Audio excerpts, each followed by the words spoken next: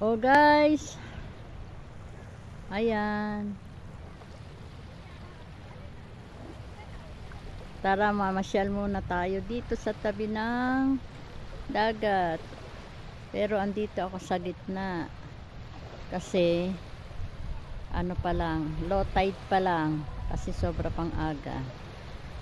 Ayan, sarap magsumba sa ganitong lugar o nasa gitna ka ng dagat. Yan o, hindi pa nataas ang tubig. Yan o.